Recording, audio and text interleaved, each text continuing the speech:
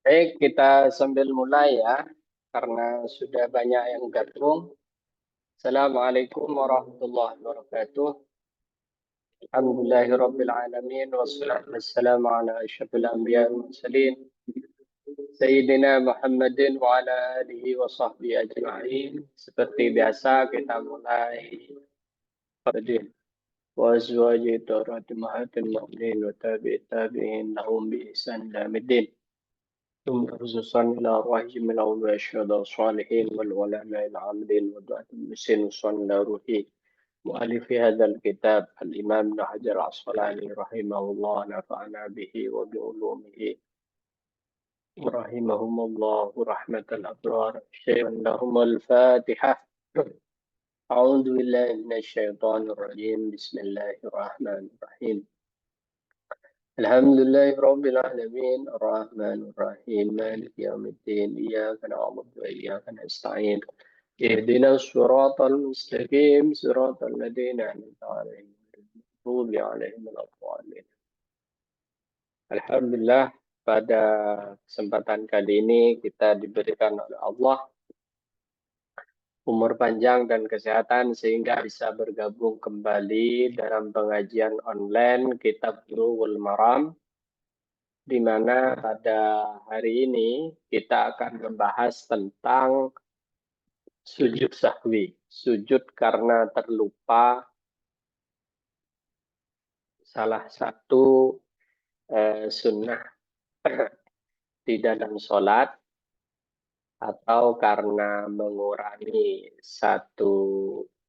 lupa satu rakaat yang kemudian ditambahkan, atau lupa menambahkan satu rakaat, maka lupa nambah ataupun lupa mengurangi, itu semua disunnahkan untuk sujud sahwi di dalam madhab Syafi'i. Adapun di madhab yang lainnya, seperti Imam Abu Hanifah, malah wajib.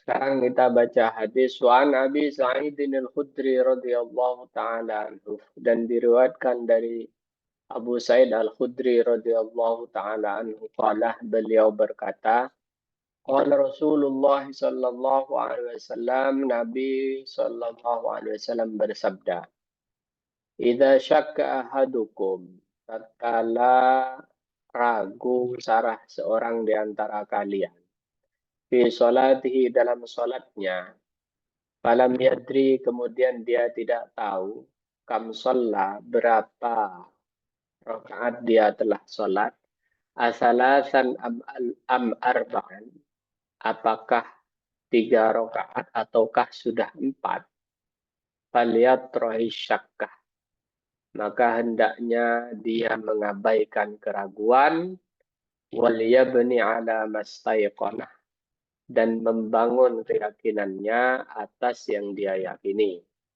Tumayas judu, kemudian sujud, sajadata ini 2 sujud, qabla ayyusallimah, sebelum dia salam.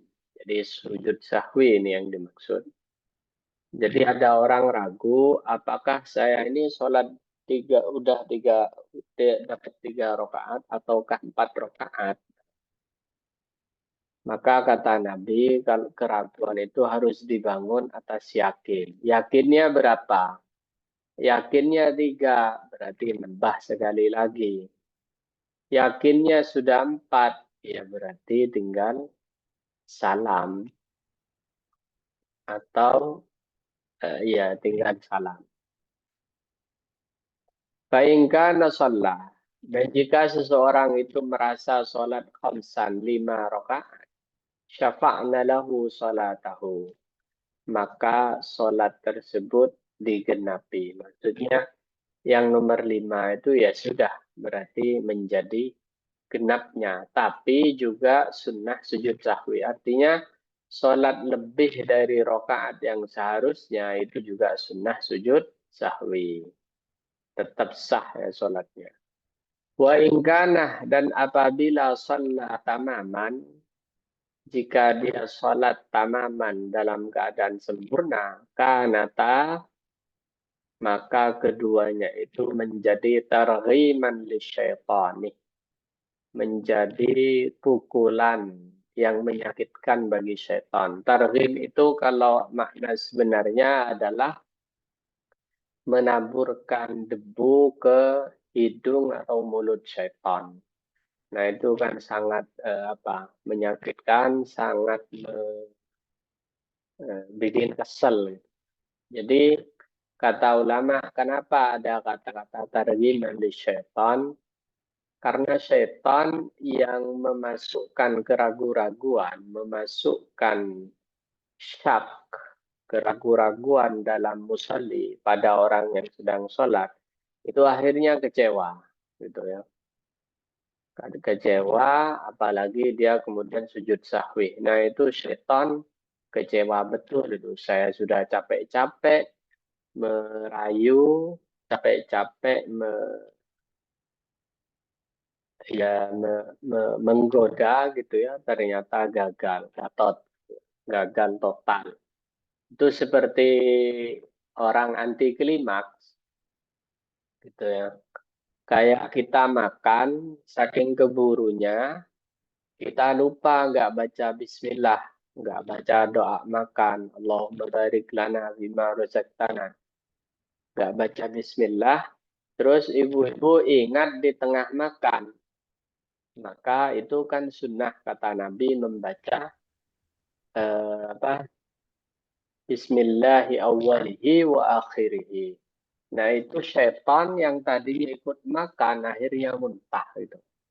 Jadi di dalam hadis itu dikatakan bahwa makan yang tidak dibarengi dengan basmalah, membaca bismillah, itu makannya dibarengi dengan setan. Temannya setan, tidak berkah. Nah, kalau ada orang lupa dan dia ingat di tengah-tengah atau udah mau selesai, maka itu sunnah membaca Bismillah awwalihi wa akhirihi. Jadi jangan, tadi saya lupa, biarin, nggak usah baca, jangan. Tetap ibu-ibu baca Bismillah awwalihi wa akhirihi. Bismillah di awal dan di akhir, itu maknanya. Nah, itu seton-seton muntah semua. Demikian juga ketika seorang musalli, seorang yang sedang sholat, itu dilanda keraguan. Saya ini masih kurang rokaatnya atau sudah pas ya, atau lebih. Nah, maka itu sunnah sujud sahwi nantinya. Sujud sahwi sehingga itu targhiman lisyaitan. Sehingga itu targhiman, menjadi kekecewaan. Seperti orang dilempar dengan debu, itu matanya nggak bisa nggak bisa apa nggak bisa membuka mata, hidungnya isi debu, mulutnya isi debu, itu sangat menyakitkan. Nah, kira-kira seperti itu ya. Kalau kemudian ada yang bertanya, apakah orang sedang sholat itu bisa digoda oleh setan, Ustaz? Ya bisa saja. Setan itu menjauh ketika zikir yang dibaca itu zikir jahri. Zikir yang keras, dengan suara keras. Itu setan memang menjauh. Tapi di saat-saat zikir itu sirri, zikir itu tanpa suara atau pelan, maka setan itu mendekat lagi, gitu ya. Jadi efektif mengusir setan itu jika zikirnya zikir keras, bukan zikir yang pelan, seperti itu ya. Nah, hadis ini juga kata ulama menjadi kaedah, menjadi semacam aturan umum di dalam agama bahwa sesuatu yang nyampe level syak, kan sesuatu itu ada levelnya. Level paling atas itu namanya ilmu atau ma'rifat, atau iya, ilmu atau ma'rifah. Itu level yang sangat meyakinkan 100% bahwa Allah itu wujud, bahwa Allah itu ada misalkan. Itu adalah level ilmu. Nah, Di bawah ilmu itu ada istilah dhon, praduga yang kuat. Praduga yang kuat itu seperti eh, apa? Seperti awan yang sangat tebal, maka kita memiliki praduga kuat akan turun hujan, seperti itu ya. Akan turun hujan. Praduga kuat akan turun hujan, seperti itu. Nah, di bawahnya praduga kuat namanya ragu-ragu, itu 50-50, 50-50%. Nah, yang disebut dengan faliyat rohisyak itu yang 50-50%. Gitu ya. Saya ini sudah sholat duhur 3 rakaat apa 4 ya, kayak gitu. Nah, maka kita sebagai musalli jika dilanda keraguan-raguan seperti itu, maka harus membangun mana yang paling meyakinkan. Oh, saya kayaknya kurang, berarti kurang nambah 1 biar jadi 4. Oh, saya kayaknya sudah lengkap 4 gitu. Kalau ternyata 5, bagaimana? Maka tadi yasjud sajadata ini. Sujud dua kali sujudan. Teknisnya, teknis sholat apa sujud sahwi itu sebelum salam, setelah tahiyat akhir, kita sujud 2 kali. Dalam sujud kita baca Subhana man la yanamu wa la yasjud. Maha suci zat yang tidak pernah tidur, tidak pernah lupa. Itu yang kita baca 3 kali, kemudian salam. Nah, itu ya prakteknya sujud sahwi. Wa an ibni Mas'udin, dan diriwayatkan dari Abdullah bin Mas'ud radhiyallahu taala anhu qala. Beliau berkata, "Shalla Rasulullah sallallahu alaihi wasallam." Rasulullah sallallahu alaihi wasallam salat. Falamma sallama. Tatkala beliau mengucap salam, Assalamualaikum qila lahu ya Rasulullah. Maka ada yang bertanya, Ya Rasulullah, wahai Rasulullah, ahadatha fis salati syai'un? Adakah sesuatu yang terjadi di dalam salat? Qalah Nabi menjawab, wa madzakah? Apa itu? Qalu sahabat berkata, sallaita kadza. Sallaita kadza. Engkau Nabi salat begini. Qala. Fasana rijlaihi wastaqbalal qiblata. Maka Nabi kembali merapikan duduknya, kakinya. Jadi mungkin Nabi sudah bersila gitu ya. Kemudian oleh sahabat ditegur barusan. Apa ada yang berubah dalam sholat ini? Atau apa ada sesuatu terjadi, wahai Rasulullah, dengan sholat Anda? Nabi menjawab, kemudian oleh sahabat diberitahu apa itu, begini. Maka Nabi kemudian memperbaiki kembali duduknya.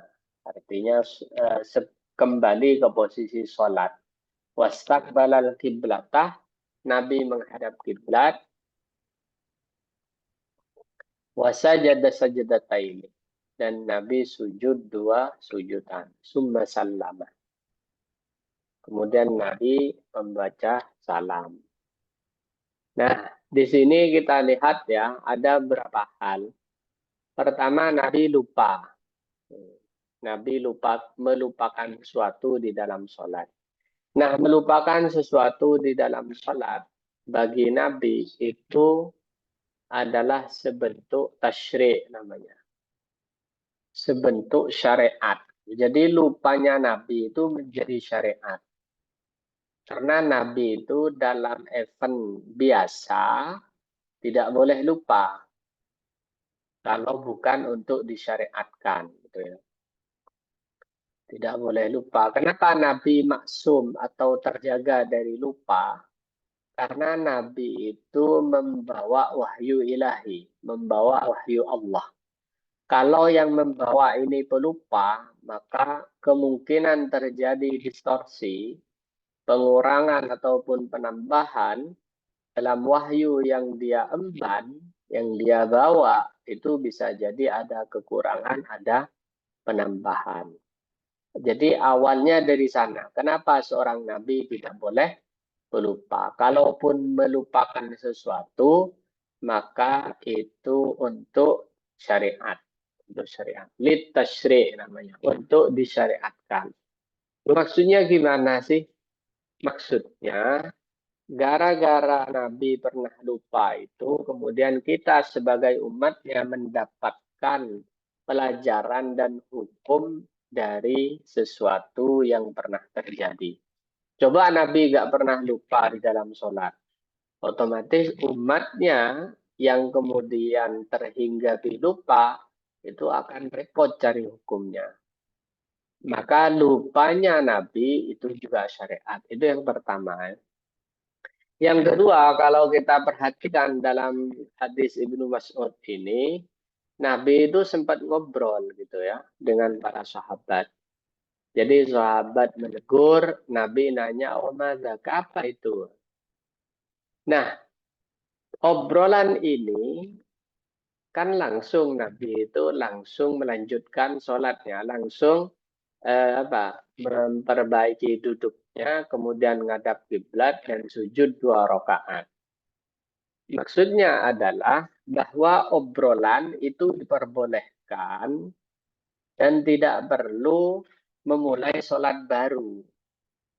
Seumpamanya kurang 1 rakaat ya. Orang yang di sampingnya ngasih tahu, kamu kurang 1 rakaat. Iya, tak iya. Atau nggak usah ngobrol, ya langsung bangun saja. Nambah 1 rakaat, lantas apa namanya tadi? Lantas sujud sahwi seperti itu ya. Baik. Nah, kemudian setelah itu yang di sini kemudian ada beberapa hukum yang bisa ditarik dari obrolan tersebut gitu ya, bahwa jika obrolan itu untuk kemaslahatan sholat, katanya diperbolehkan. Gitu ya. Di sini kan ngobrol ini Nabi. Maka nggak membatalkan sholat. Maksudnya tinggal nambah saja kalau memang kurang. Atau tinggal sujud sahwi saja kalau memang sholatnya ada tambahan 1 rakaat. Kayak gitu. Jadi tetap sah seperti itu. Nah, kemudian ya itu tadi ya. Jadi obrolan yang terjadi antara Rasulullah dengan sahabat itu tidak lantas menjadi batalnya sholat Nabi dan dia harus mulai dari awal, tidak. Selama obrolan itu lima hadis sholat diperbolehkan. Bahkan jika lama sekali merenung, misalkan nggak ada orang yang ngingetin, tiba-tiba teringat, iya saya kayaknya kurang itu rokaatnya. Itu nggak apa-apa. Tambah atau jika memang lebih ya sudah sujud sahwi. Baik, kita lanjut. Summa aqbala alaina. Kemudian Nabi menghadap ke kita biwajihi dengan wajahnya. Juga di sini ya ada pelajaran juga bahwa ketika seseorang menjadi imam, maka memang disunnahkan dia itu menoleh ke kanan. Jadi merubah duduk ke arah kanan untuk menghadap sedikit ke makmumnya. Bukti nyata ini Rasulullah ini tradisinya adalah begitu. Makanya ketika diingatkan, Nabi langsung membetulkan duduknya kemudian ngadap kiblat lagi. Artinya apa? Nabi setiap selesai sholat itu menghadap ke kanan. Belok gitu ya. Belok untuk melihat umatnya, melihat sahabat-sahabatnya. Gitu. Itu sudah seperti itu. Kemudian ya kalau memang di kampung dan tidak mengganggu orang, ya silahkan membaca wirid, membaca zikirnya, dilanjutin setelah sholat seperti itu. Thumma aqbala alaina biwajhihi. Nabi kemudian menghadap ke kita biwajhi dengan wajahnya. Faqala. Nabi bersabda, innahu law hadasa fi sholati syai'un amba'tukum bihi. Kalau ada terjadi sesuatu di dalam sholat, saya akan beritahu kalian. Walakin innama ana basyarun ansa kama tansawna. Tetapi sesungguhnya aku adalah manusia. Lu yang mengalami lupa sebagaimana kalian lupa. Faida nasitu tatkala aku lupa fadzakiruni, maka ingatkan aku. Jadi Nabi di sini secara basyariah ia mengalami kelupaan. Tapi lupanya Nabi itu nanti untuk syariat. Gitu ya. Inilah ansa walakin unassa liusyarra.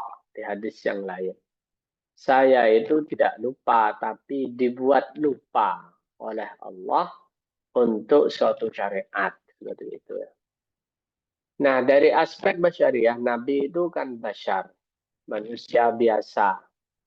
Dari aspek fisik gitu ya. Biasa. Manusia Nabi juga lupa, tapi istimewanya lupanya Nabi itu untuk syariat. Nabi memang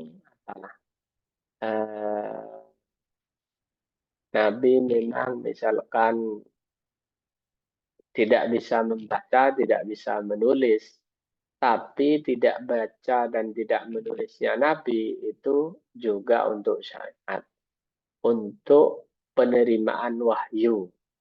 Kalau nabinya bisa baca, bisa nulis, maka nanti dituduh oleh orang-orang, wah itu hasil belajar, itu bukan wahyu Allah, itu seperti itu. Jadi ada maksud gitu ya. Wa idza syakkah, dan di saat seseorang ragu, ahadukum fi salatihi, di dalam salatnya, falyataharras shawabah, maka hendaknya menjaga yang benar. Artinya mencari yang benar yang mana. Saya ini ragu kurang 1 rakaat atau enggak ya. Itu harus benar-benar dikonfirmasi gitu ya kepada keyakinan dia. Wal falyutim alaihi, maka sempurnakan alaihi atas kebenaran itu. Tsumma liyasjud sajudataini, lantas dia sujud 2 rakaat, 2 sujud, maaf. Muttafaqun alaih. Wa fi riwayatin lil Muslim, dalam riwayat Muslim, falyutimmah, kemudian sempurnakan, summa yusallim, kemudian dia salam, summa yasjud, kemudian sujud. Nah, dalam riwayat Muslim ini sujudnya setelah salam. Jadi memang ada 2 pendapat ya di kalangan ulama. Ada yang mengatakan sujud sahwi itu sebelum salam, ada yang mengatakan setelah salam. Tapi di mazhab kita, mazhab Syafi'i yang tersebar di Nusantara, di Malaysia, di Indonesia, itu sebelum salam. Kira-kira seperti itu.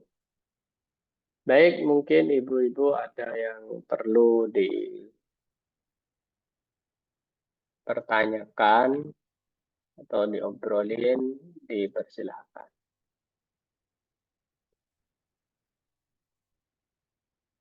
Oh, ini ada pertanyaan dari Bu Sofia. Batas waktu untuk sujud sahwi dari sholat itu berapa lama? Misal saya sholat tertinggal 1 rakaat dan baru ingat setelah 10 menit. Baik. Memang ada durasi yang dibahas oleh para ulama, gitu ya. Terutama kalau di masjid. Kalau di masjid katanya selama belum keluar dari masjid. Kalau di masjid selama belum keluar dari masjid. Kalau di rumah bagaimana? Kalau di rumah selama menurut hukum kebiasaan itu masih belum dianggap apa ya, belum dianggap lama. Umpamanya begini, setelah sholat Ibu Sofia zikir apa baca zikir kepada Allah, memutar tasbih gitu ya, dan belum makan, belum ngambil camilan, belum minum kayak gitu, maka itu masih boleh gitu. Jadi ibu masih boleh lanjut. Tapi kalau sudah lama gitu ya, sudah makan, nyalakan TV, jawab WA kayak gitu, sudah minum, ambil camilan, nah itu sudah dianggap lama gitu ya. Jadi memang tidak ada durasi waktu selayaknya hitungan jam di masa modern gitu ya. Cuma ya tadi itu kira-kira. Selama masih pantas. Atau mungkin kalau ibu-ibu itu selama masih memakai mukena gitu ya. Memakai mukena, tidak makan, apalagi makan besar gitu. Mohon maaf. Belum minum, belum ngobrol banyak. Kayak gitu ya silahkan saja. Aduh ya saya ini kurang atau gimana sholatnya. Seperti itu kira-kira. Monggo ada yang lain belum kita lanjut.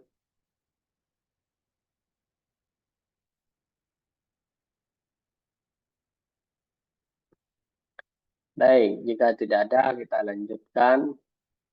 Wali Muslimin dan di dalam riwayat Imam Muslim anna Nabi sallallahu alaihi wasallam sajada sajdatai sahwi ba'da salami wal kalam.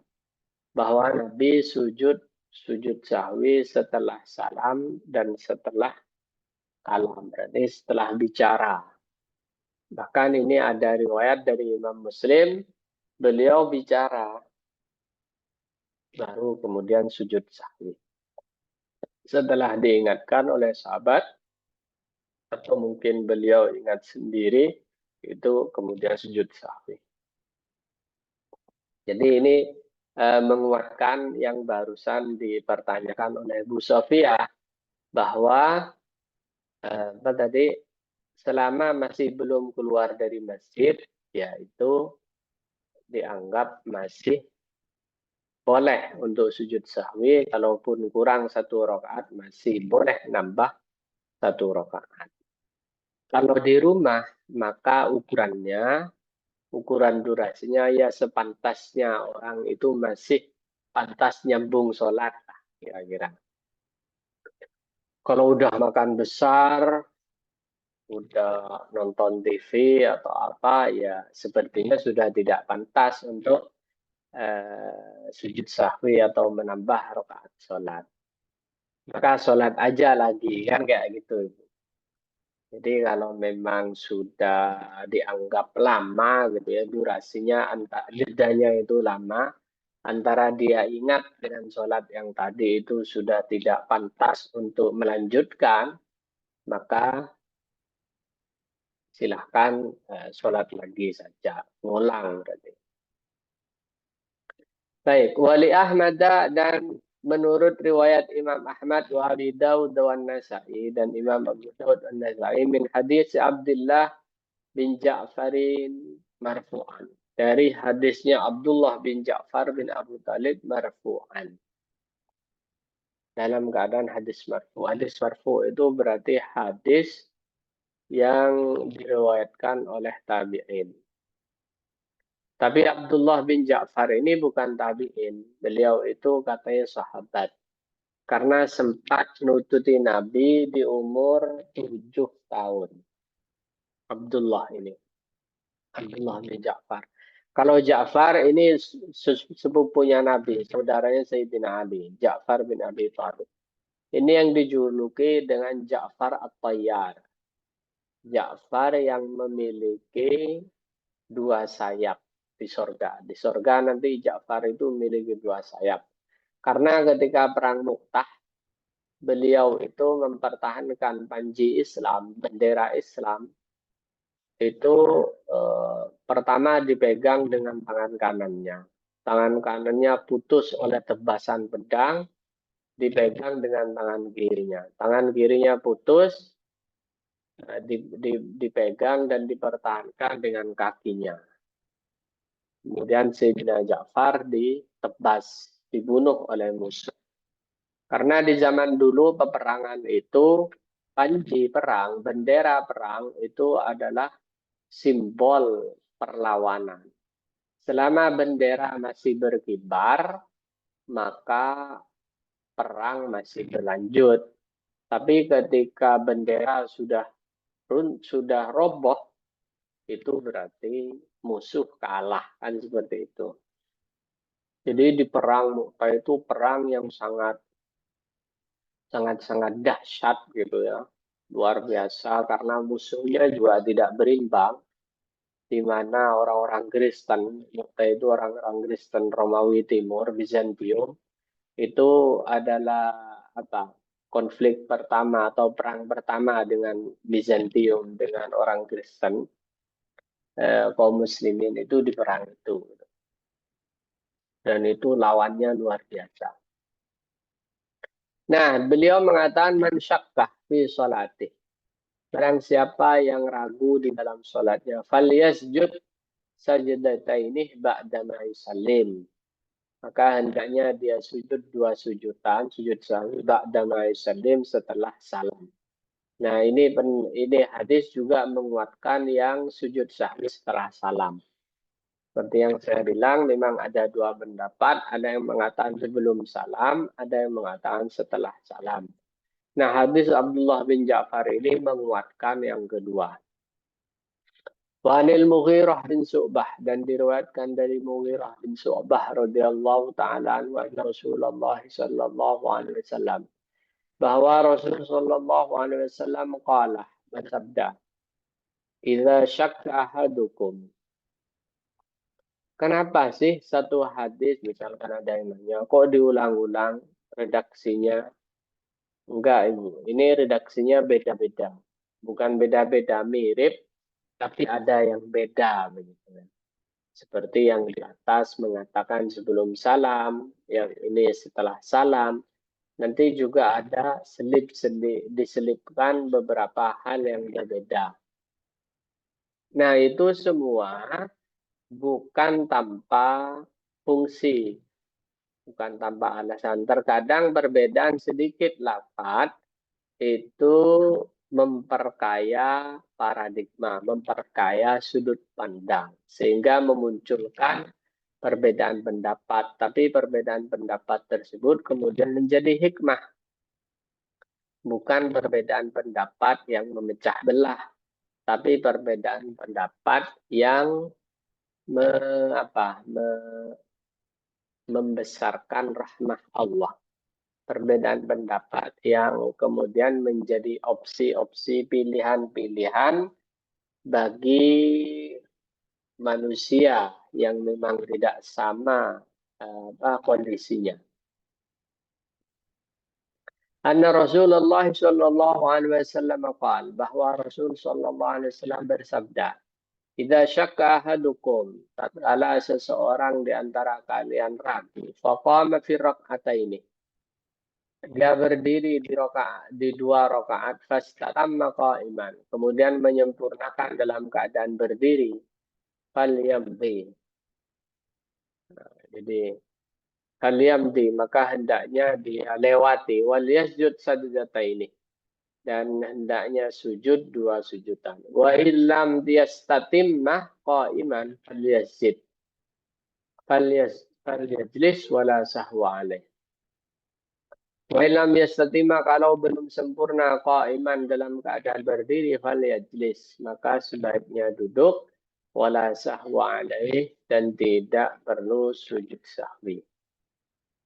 Nah, di sini dikatakan bahwa kalau orang ragu ketika dapat 2 rakaat, sementara dia sudah berdiri, maka sempurnakan berdirinya itu, artinya tambah saja 1 rakaat. Karena dia ragu kan, tapi kemudian sujud sahwi.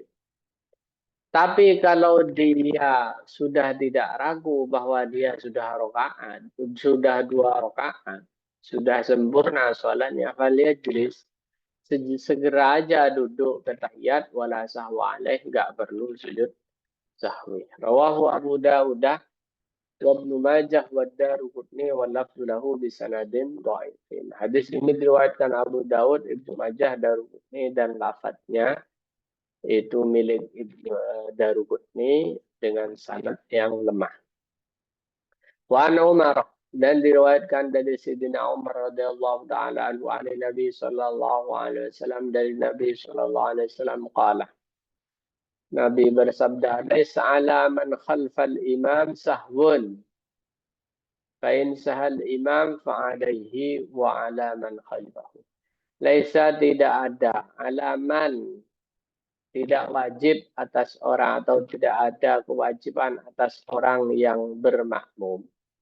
Khalfal imam ini di belakang imam. Sahwun, sujud sahwi. Jadi kalau posisinya makmum, maka tidak ada sujud sahwi. Dia makmum kemudian melakukan kelupaan, dia tidak tahiyat awal misalkan, tidak perlu sujud sahwi. Tapi kalau imam yang lupa, maka makmum itu kena kewajiban sujud sahwi. Fa'in sahal imamu, maka kalau imam yang lupa, fa'alaihi wa ala man khalfahu, maka atas si imam dan atas si makmum sujud sahwi. Rawul Bazzar wal Baihaqi bisanadin dhaif. Jadi ada aturan di dalam fikih sholat bahwa lupanya imam adalah lupanya makmum. Tapi lupanya makmum bukan lupanya imam. Itu diambil dari hadis ini. Gitu ya. Seumpamanya gambarannya begini. Ada orang baru gabung sholat di rakaat terakhir.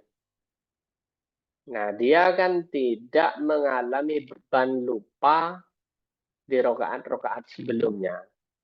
Ternyata di rakaat sebelumnya si imam ini tidak tahiyat awal. Lantas dia ingat gitu ya, saya tadi tidak tahiyat awal. Maka imam ini kan sunnah sujud sahwi nanti. Bagaimana dengan makmum yang baru gabung? Makmum masbuk namanya. Maka dia ikut sujud sahwinya imam. Meskipun dia tidak membawa beban lupa tadi. Dia tidak terlibat dalam kelupaannya. Jadi di dalam sholat berjamaah, lupanya imam adalah lupanya makmum. Kalau si imam sujud sahwi, maka makmum harus sujud sahwi. Kayak gitu, Ibu. Tapi kalau si makmum mengalami kelupaan, tidak ada sangkut pautnya dengan imam. Ini kalau ditarik di dalam kebijakan bernegara, gitu ya. Kebijakan imam atau pemimpin itu memang memberi pengaruh kepada kepada nasib makmumnya, rakyatnya. Sebagaimana sholat berjemaah ini. Kira-kira begitu ya. Jadi lupanya imam adalah lupanya makmum bukan lupanya imam.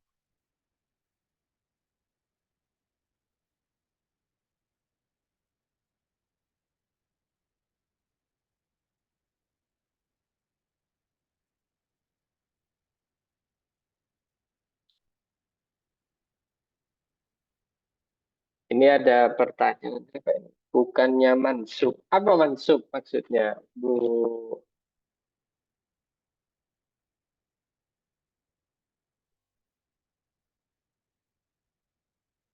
Dari Ibu Nida mungkin bisa Apa Ustaz menjelaskan. maksudnya tadi Bismillahi, tadi Ustaz bilangnya Bismillahi awalihi wa akhirihi. Jadi saya maksudnya, Oh iya, bukannya betul. Bismillahi awalahu wa akhirahu itu kan mansub. Iya, betul. Salah Kecuali saya. kalau Jadi mungkin ada fi-nya ya, ada huruf jarnya. ya, Bismillahi fi awalihi. boleh. Ya, Bismillah ya Allah. Itu tanpa fi kayaknya memang. Jadi Bismillah awalahu wa akhirahu, seperti itu. Ya. Oh, mansub dibaca nasab ya. Baik, baik. Terima kasih sudah diingatkan. Iya, begitu, Ibu. Baik, sebelum lanjut, mungkin ada yang perlu dipertanyakan lagi. Monggo, Ibu-ibu.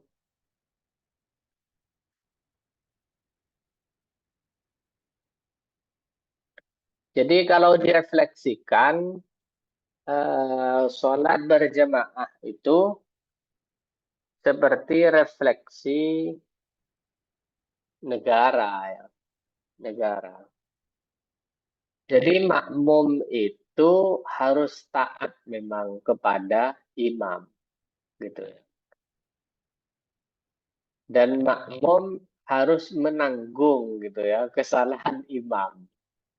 Di saat si imam salah dan kemudian sujud sahwi, makmum pun ikut sujud sahwi. Monggo, Bu Nida. Ustadz, izin bertanya, mungkin ini kasus per kasus ya, jadi biar saya kebayang. Jadi kalau seandainya seseorang, katakanlah, katakanlah misalnya sholat maghrib, oke. Nah, dia sedang ruku rokaat ketiga. Lalu dia baru ingat bahwa rokaat keduanya itu dia sujud satu kali. Berarti saat saya ruku rokaat ketiga, pada saat saya sami Allahu liman hamidah rabbana walakal hamd, saya Allahu Akbar itu langsung berniat untuk sujud di rokaat kedua yang saya tinggalkan, gitu kan Ustadz ya? Iya. Lalu habis itu setelah saya sujud di rokaat ketiga, saya sujud di rokaat ketiga tapi maksudnya mengganti sujud di rokaat kedua yang saya tinggalkan. Lalu habis itu saya tahiyat awal lagi, seperti saya melakukan rokaat kedua, begitu kan ya Ustaz ya? Bahasan yang kemarin. Maksudnya karena ketinggalan rukun. Kalau ketinggalan rukun, kalau memungkinkan kembali, dia kembali, Ibu. Seperti barusan kan lupa tidak sujud ya.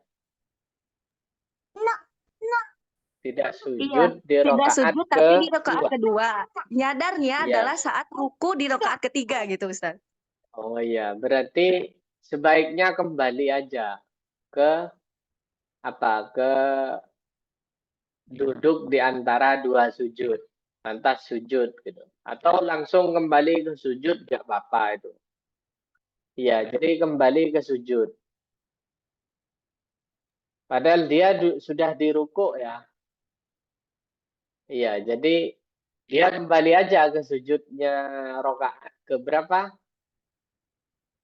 Ke kedua tadi. Berarti Yang setelah kemarin yang tidak harus balik itu jika lupanya tahiyat awal, bukan sujud. Kalau pertanyaan Ibu kan barusan kalau sujud lupanya. Kalau ingatnya kalau yang lupa itu adalah tahiyat awal, sementara dia sudah balik dan berdiri tegak, maka sebaiknya kan tidak balik, tidak kembali ke tahiyat gitu. Karena tahiyat sunat. Tapi kalau kasusnya lupa rukun seperti sujud, maka kembali untuk menyempurnakan. Seperti itu. Atau gimana pertanyaannya? Apa saya yang salah tanggap? iya betul Ustaz. Jadi maksud saya tuh kembali ke rukun yang ditinggalkan. Lalu pas waktu rokaat Iya, ketiga betul. kan saya itu kan misalkan saya ruku, saya baru ingat bahwa rokaat kedua itu kan tadi ketinggalan sujud yang kedua. Nah, berarti saya kan langsung sujud dengan niatan sujud rokaat kedua, berarti saya langsung tahiyat awal lagi, lalu saya berangkat lagi ke atas kan Ustaz? Seperti itu, betul. Oke, berarti pentingnya memahami mana yang rukun, mana yang sunnah ya dalam sholat. Iya. Tuh, terus Benar. lalu ini Ustadz, tadi pertanyaannya adalah, maaf ya Ustadz berisik anak saya. Iya, nggak apa ya. Itu kan eh, jika kurang rokaat ya Ustadz ya. Nah, jika kurang rokaat, Iya. kita nyadar tadi itu kan nyadarnya tuh setelah sholat. Tapi kalau Setelah misalnya sholat. nyadarnya justru pas waktu tahiyat gitu Ustadz. Nah, saya kan misalnya tahiyat akhir sebelum salam. Ya. Saya nyadar saya itu kurang 1 rakaat. Artinya kan saya berdiri.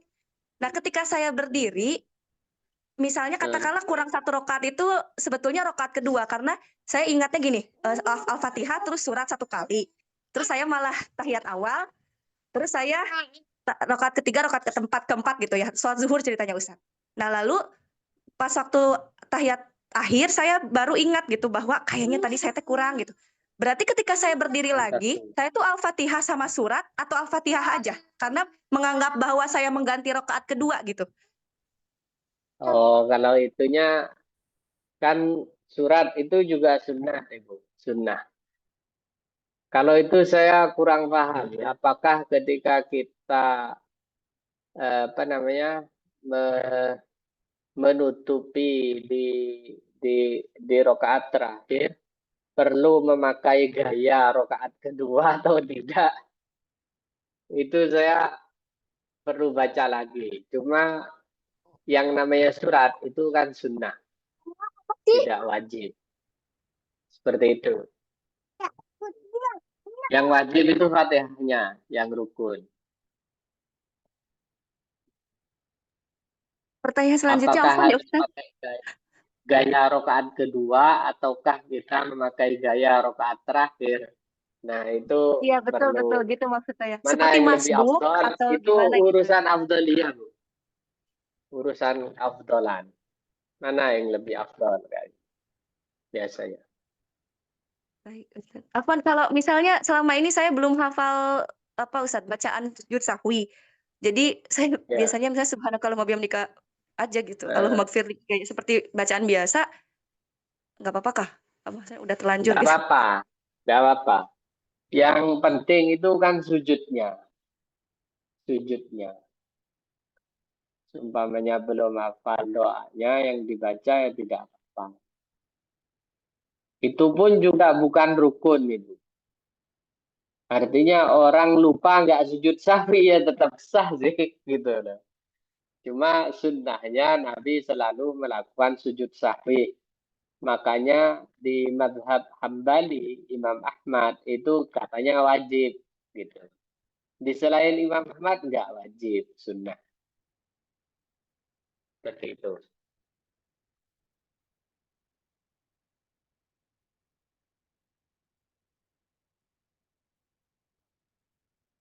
Oh ya ini ada dari Ibu Sofia.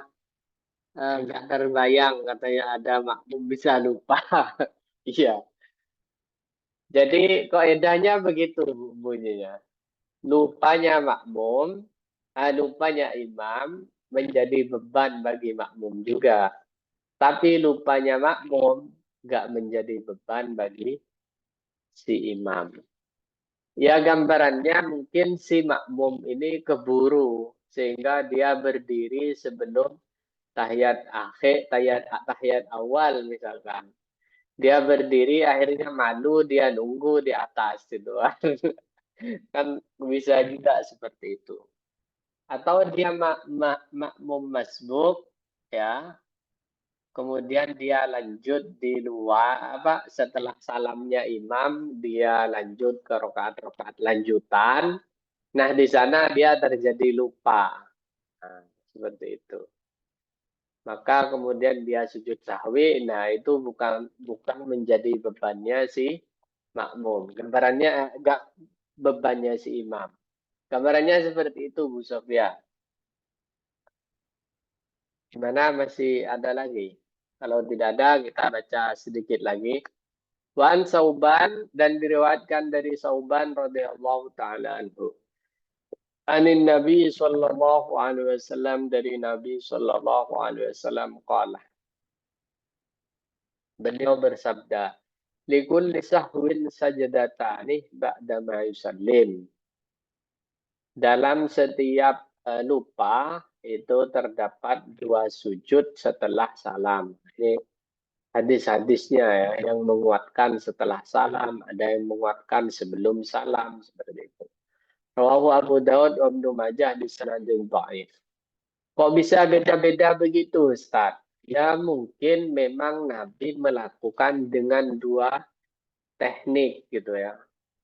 Satu teknik sebelum salam, satu teknik setelah salam. Kemudian imam-imam ini, Imam Abu Hanifah, Imam Malik, Imam Syafi'i, itu mengambil pendapat yang mana yang paling kuat menurut dia. Jadi ulama-ulama itu setelah melakukan penelitian, ya, melihat perawi-perawi, melihat level hadis, baru kemudian para imam itu mengikuti yang paling kuat menurut dirinya. Jadi semua ijtihad ulama itu mengikuti dhon namanya. Tadi kan saya sudah jelaskan, ada ilmu dan ma'rifat itu di paling atas ya. Itu tidak ada keraguan sama sekali. Nah, di bawahnya ada dhon namanya. Praduga yang paling kuat. Semua imam itu dengan pendapat-pendapatnya yang bervariasi itu mengikuti dhon, mengikuti pendapatnya dia yang menurut dia paling kuat dalilnya, mengikuti zon namanya. Jadi makanya kemudian kalau benar dapat 2 pahala, kalau salah dapat 1 pahala. Jadi benar salah di dalam ijtihad itu sama-sama pahala. Tapi syarat ijtihad itu sangat ketat. Nggak setiap orang bisa dan memiliki kemampuan diberi anugerah oleh Allah untuk melakukan ijtihad. Syarat mujtahid itu poinnya ada sekitar 20-an. Harus menguasai ini, harus menguasai ini, harus menguasai ini. Banyak perangkat. Seperti guru besar saat di dunia modern sekarang. Gitu ya. Itu kan banyak perangkat ilmu yang harus didalami, harus dikuasai seperti itu. Wa Nabi Hurairah radhiyallahu taala anhu dan wallahu a'lam bishawab. Setelah ini kita akan membahas tentang sujud tilawah. Gitu. Jadi ini sudah selesai, kita membahas tentang sujud sahwi, di mana sujud sahwi itu disyariatkan tatkala seseorang lupa rukun atau lupa sunnat hayat. Pelaksanaannya ada yang berpendapat sebelum salam, ada yang berpendapat setelah salam. Atau lupa mengurangi atau lupa menambahi itu sama, disunnahkan sujud sahwi. Bacaannya adalah subhana man la yanamu wa la yashu. Mungkin saya ketik ya. Subhana man la yanamu wa la yashu. Dibaca 3 kali. Nah, seperti itu. Jadi bacaannya adalah subhana man la yanamu wa la yashu. Kalau mazhab kita Syafi'i ngikut sebelum salam. Jadi sujud subhana man la yanamu wa la yashu, subhana man la yanamu wa la yashu, subhana man la yashu. Duduk lagi, sujud lagi. Subhana man la yanamu wa la yashu, subhana. Kemudian salam. Seperti itu teknisnya. Dan Nabi itu pernah mengalami lupa. Tapi lupanya Nabi untuk syariat. Seperti itu ya. Wallah alam bishawab. Kita cukupkan ya. Atau tapi sebelum kita tutup mungkin ada yang mau dipertanyakan lagi. Dipersilahkan. Monggo Afwan Bu Ustaz, Nida. Ya. ini nggak ada hubungannya sama sujud sahwi, tapi tadi Ustaz sempat bahas, kebetulan baru bacain anak saya juga tentang kisahnya Khalid bin Walid yang perang Mu'tah itu kan awalnya pemimpinnya itu Zaid bin Harithah, terus diganti langsung sama Ja'far ketika Zaid syahid ya. Nah, pertanyaan anak Ya, saya adalah Rasulullah kemana? Kenapa nggak Rasulullah yang jadi pemimpin di oh ya, perang itu? Jadi saya bingung jawabannya. Apa Ustaz? ya. Jadi perang itu ada yang disebut dengan ghazwah, ada yang disebut dengan syariah. Kalau ghazwah itu dihadiri Rasulullah. Tapi Rasulullah nggak tentu jadi jenderal perang. Belum tentu. Biasanya Rasulullah itu menunjuk seseorang untuk jadi jenderal perang. Yang kedua, ada model perang adalah syariah. Syariah itu Nabi tidak hadir, tapi menunjuk seseorang untuk menjadi jenderal perangnya. Seperti itu. Nabinya kemana? Gitu. Ya Nabi hadir kalau di Ghazwah. Jadi ibu nanti searching di Google kalau Ghazwah itu dihadiri Rasulullah. Kalau syariah itu tidak dihadiri oleh Rasulullah. Nah, kalaupun Rasulullah hadir, beliau tidak selalu jadi jenderal. Bisa aja Nabi menunjuk siapa memimpin di di apa di baris terdepan, tidak harus Rasulullah. Jadi seperti itulah di perang itu, di perang Mu'tah itu Rasulullah seakan-akan sudah apa? Sudah bukan seakan-akan, memang sudah diberitahu oleh Allah bahwa jenderal perangnya tiga-tiganya, dua-duanya akan mati gitu ya. Sehingga siapa Rasulullah bilang nanti kalau Zaid yang pertama mati ganti oleh Ja'far. Ja'far mati bukan mati sih bahasanya Rasulullah. Artinya roboh lah. Kalau Ja'far roboh nanti diganti oleh oleh Khalid bin Walid dan kemudian memenangkan perang tersebut. Gitu. Abdullah bin Rawahah dulu Ustaz tadi bacanya. Oh, itulah saya nama-namanya lupa Ibu. Yang Abdullah bin bertiga Rawahah ya, lalu yang Khalid. wafat itu ya. Ya? Abdullah tadi itu Zaid meninggal, Ja'far meninggal, Abdullah bin Rawahah, baru habis itu Betul. Oleh ya berarti tiga kan yang wafat ya, yang mati syahid. Tapi hikmahnya Nah, apa seperti Ustaz? itu. Hikmah dari Kenapa Rasulullah nggak jadi selalu jenderal perang? Karena kan buat kalau anak kecil tuh mikirnya, kenapa kan Rasulullah itu pemimpin, kenapa nggak jadi jenderal perang? Terus yang kedua, kalau ada perang yang nggak dihadiri sama Rasulullah, kenapa gitu? Kan kenapa Rasulullah nggak hadir gitu? iya, iya. Jadi right, apa ya? Nabi itu kan pembawa wahyu. Nah, yang ada di dada Nabi itu lebih berharga dari nyawa Nabi. Sehingga kelangsungan hidup Nabi adalah kelangsungan hidup agama ini. Jadi Nabi itu kalau di medan perang itu dijaga betul oleh para sahabat ya gitu. Jadi dikelilingi memang gitu loh. Eman, sayang, cinta. Kekasihnya gimana sih? Kekasih kita ada di ancaman bahaya itu kan kitanya sangat sibuk gitu. Nah, sahabat seperti itu kira-kira mengelilingi Rasulullah kalau di medan tempur itu. Kayak gitu. Nah, juga di perang-perang modern di apa ya di ya di perang modern atau di film-film kolosal itu kan biasanya raja juga agak di baris terdepan.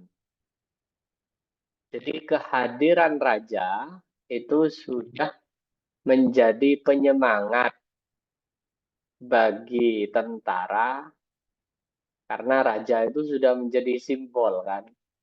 Selama raja hidup, maka spirit semangat perjuangan itu akan selalu hidup.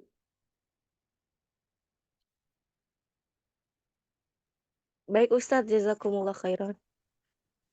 Iya, Soalnya kira-kira ini seperti itu. bacanya baru 100 halaman, masih ada 200 halaman lagi Iya, nih. Allah. Ya cari jawaban yang masuk akal. Cuma kalau saya barusan itu mungkin bisa membantu.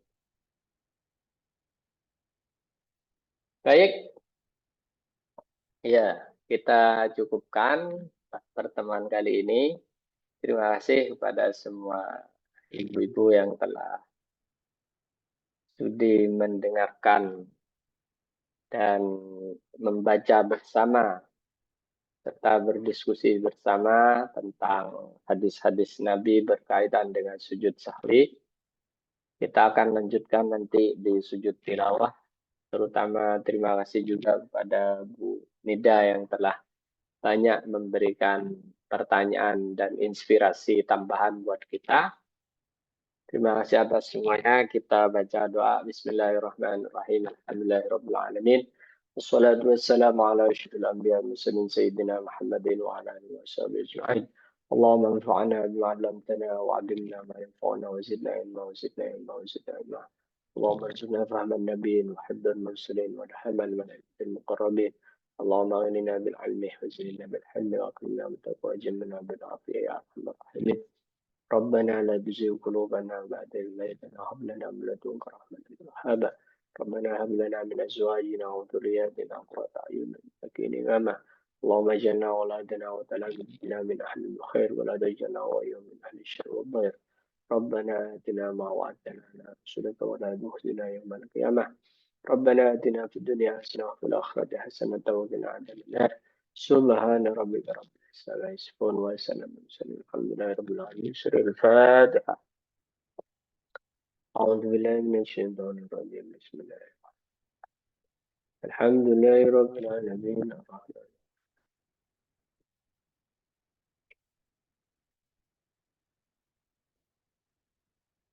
Terima kasih buat semuanya. Kurang lebihnya mohon maaf jika ada salah kata.